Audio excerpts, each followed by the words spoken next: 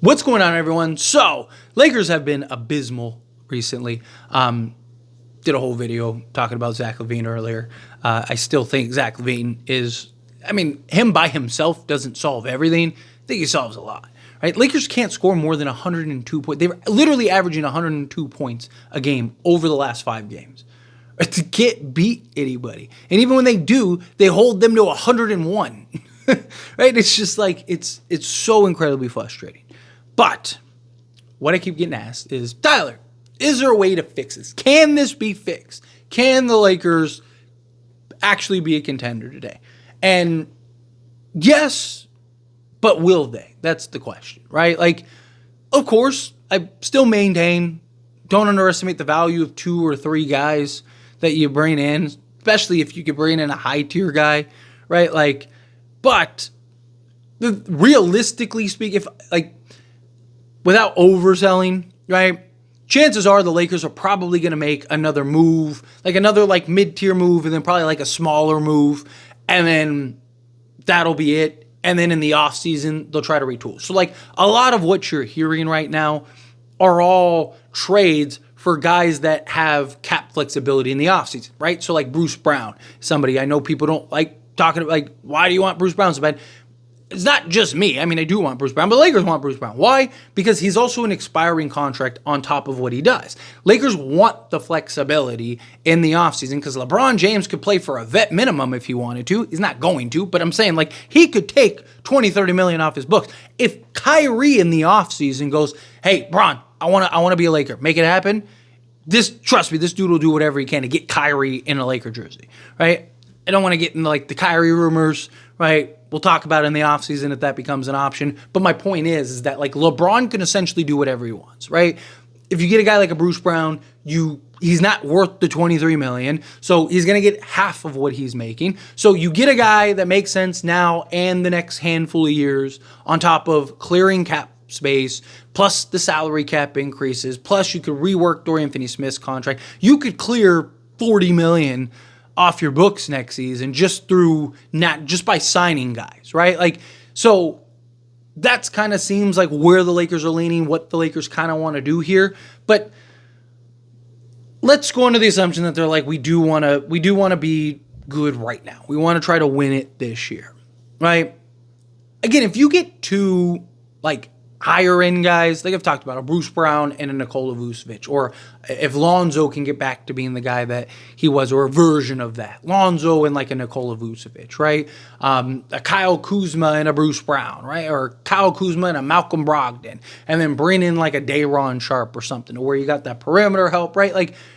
If they can bring in 2 higher end guys, if Jared Vanderbilt comes back and kind of can be a version of himself that we want, then yes, I do think you could get there, right? Otherwise, you need to get 4 or 5 kind of lower to mid-tier guys, right?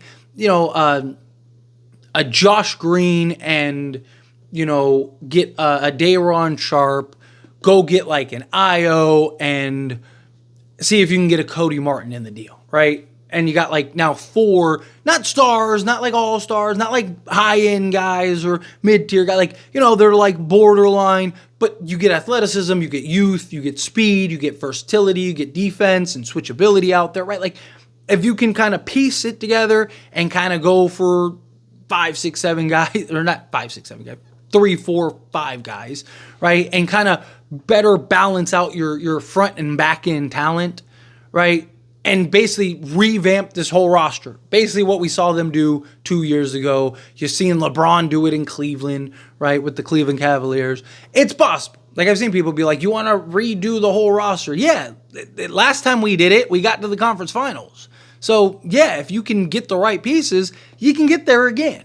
So, again, but outside of that, it's getting 2 kind of high-tier guys. You need to get 2 guys that can really have that impact, really kind of be significant out there enough to really kind of raise the ceiling and drop guys a level, right? One of the reasons I like the idea of Zach LaVine so much is because he is the highest ceiling guy that there is available right now. He's a guy that by himself may make the Lakers a very great basketball team. I don't want to necessarily say contender, but depending on how everything else shapes up, right? It's very possible. And you could still go get a center, still go do things. Or you need to go take a flyer on like a Brandon Ingram, another guy that can consistently, on a nightly basis, be that scoring option that the Lakers need. Scoring 102 points a night is not going to do it. So they either need a high-tier guy, an all-star caliber guy, and one or two kind of mid-tier to low-tier guys, or you need like two mid-tier guys, or you need like three or four kind of low-tier guys. It's the only way I really see the Lakers just basically reshaping this and getting back in action.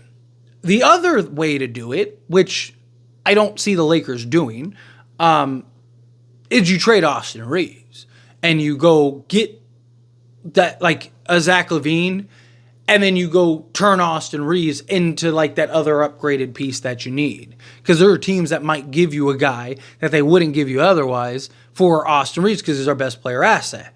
And if you can get a guy like a Zach LaVine or something like that that kind of gives you what Austin Reaves gives you but at a higher level, then you do it, right? But the problem is I don't think the Lakers would do it. And, Austin Reaves fans believe he's just the GOAT and shouldn't be touched or traded ever, right? But to me, if you can get a clear-cut player, you get a clear-cut player, right? If you can get an upgrade, right, like you get an upgrade. Like to me, it's a no-brainer, right? Depending on what it is. Now, again, that doesn't mean you trade Austin Reaves to go get Colin Sexton, no, right? But if you can turn Austin Reaves into the right piece, or if you were to get a guy like a Zach LaVine and you can turn him into, one of these like two-way guards, right? Like I've said, if you can get a Zach LaVine, I don't hate the idea of turning him into a Bruce Brown. Because what's better? A Austin Reaves, Zach LaVine, LeBron James, Anthony Davis, and Dorian Finney-Smith, or a Bruce Brown, Zach LaVine, Dorian Finney-Smith, LeBron James, and Anthony Davis. It's the Bruce Brown. Why? Because he makes more sense and is not a redundancy alongside a Zach LaVine. Or if you could get like Alonzo Ball, right? You can land Lonzo too. They go Lonzo, LaVine, Dorian Finney-Smith, LeBron James, Anthony Davis. Again, that's better than Austin Reaves, Zach LaVine. Why? Because Austin Reaves can't defend. He's inconsistent as a shooter. And if you have Zach LaVine as your guy that's going off and getting his buckets, then fine. Problem is, again, the Lakers aren't going to do that. Lakers aren't going to trade Austin Reaves unless it's for De'Aaron Fox in the offseason, right? They just aren't going to do it. So the only other ways I see you do it is you need to operate, okay, if Austin Reaves is going to be your third guy. Again, I'm not really sold on Austin Reaves as your third guy, but that's probably what the Lakers are going to do. Whether we like it or not, it's probably the reality. So how do you fix that? Well, you need to get the complementary pieces alongside Austin Reaves to where he's not as much of a liability and you need to hope that he can be more aggressive, especially if he doesn't have to handle as much on the defensive side of things. Jared Vanderbilt alone, problem is we don't know how long it's going to take for him to get back to peak Jared Vanderbilt, but like peak Jared Vanderbilt could fix that. Right? Because you could go literally Austin Reaves, Jared Vanderbilt, Dorian Finney-Smith, LeBron James, and Anthony Davis, and just tell Austin Reaves, you need to be aggressive and you need to try to give us 30 a night.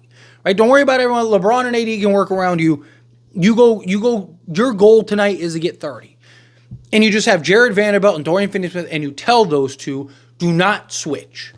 Right? Whoever you're on, that's who you guard. If you're ever switching, it's because you are switching with the other you, right? Jared Vanderbilt and Dorian Finney-Smith, the only way you switch is if it's for your guy. If Austin Reaves is on somebody, you do not switch onto his guy. You fight through it and you make them have to figure it out, right? And you basically just mask Austin Reaves and you hope that Dorian Finney-Smith, Jared Vanderbilt, and Anthony Davis are enough to kind of mask that, right? Ideally, you'd want like a legit two-way guy that could slot in and be that, which is why I kind of like the idea of a Bruce Brown, because you kind of do the same thing. Like, Bruce, do not switch. You're guarding Ja Morant tonight. Do not let Austin Reaves defend Ja Morant. Your job is to stay on him, and you defend him, and you do not let him off your sights, and then you have a Jared Vanderbilt or you have a Dorian Finney-Smith alongside Austin Reaves, and you just hope that they can mask Austin Reaves. It's the only way I see Austin Reaves really working and operating as the third guy, and I still then have my concerns. I still have my reservations in that regard. But I think that would get you closer to what you need to get to than otherwise, right? But again, do not underestimate the value of two higher end guys. Dallas is another example. right? Last season. They were in the same boat we were. They were a fringe play-in team. I mean, there was literally, before the trade deadline, it was looking like, are they really going to miss the play-in again? Like, they were, like, hovering around, like, the 12th seed and stuff like that. Like, it was a mess. And it was like, is Kyrie, can Luka even play with another star? Can Kyrie and Luka coexist? And we're all old enough to remember that narrative, right? Like, in those conversations. And then, what happened?